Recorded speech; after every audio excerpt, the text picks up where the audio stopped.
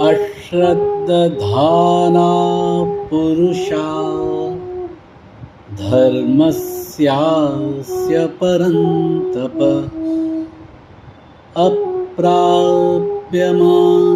निवर्तन्ते मृत्यु संसारवर्त्मनि.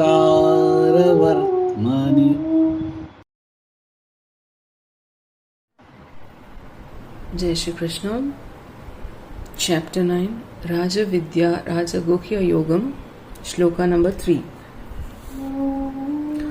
People who have no faith in me, in this dharma, are unable to attain me.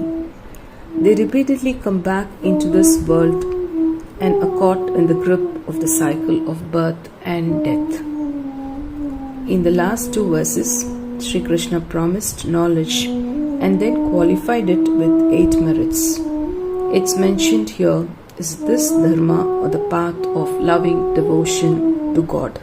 No matter how wonderful the knowledge and how effective the path is, it remains useless to one who refuses to walk on it.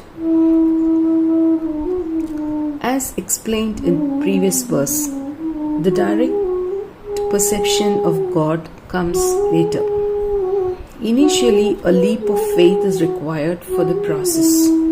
The first step in path of God realization is to have faith. Then one begins participating in satsangs, spiritual programs, and this leads to personal practice of devotion. Often people say that they are willing to believe in what they can directly perceive, and since there is no immediate perception of God, they don't believe in Him. However, the fact is that we believe in so many things in the world too without direct perception of them. For example, a judge delivers a judgment upon a case concerning an event which took place so many years ago. If the judge adopted the philosophy of believing only what he or she had directly experienced, then the entire legal system will fail.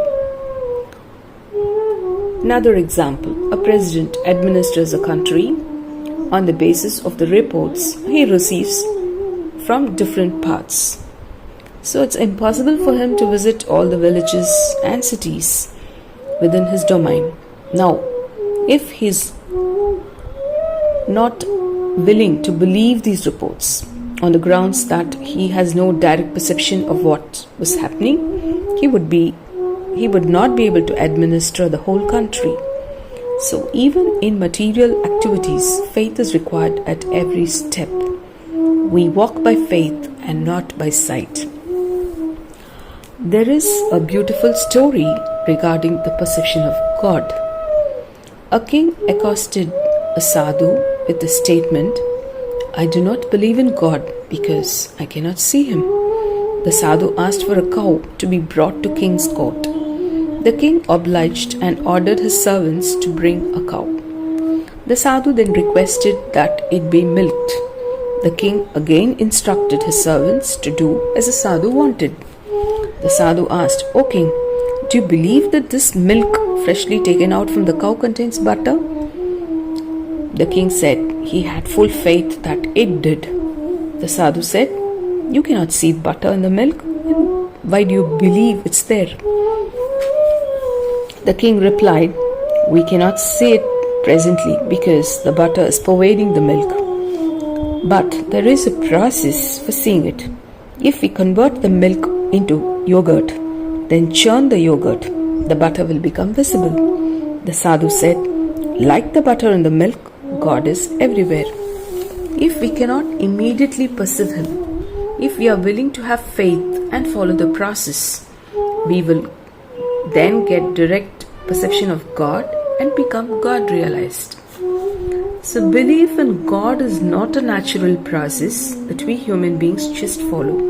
We have to exercise our free will and actively make a decision to have faith in God. So there is another example. In the assembly of Kauravas, when Dushasana decided to disrobe Draupadi Lord Krishna saved her from shame and embarrassment by lengthening her sari. All the Kauravas saw this miracle but refused to have faith in the omnipotence of Sri Krishna and come to their senses. The Supreme Lord says in this verse that those who choose not to have faith in the spiritual path are deprived of the divine wisdom, and they'll continue to rotate in the cycle of life and death. Jai Shri Krishna.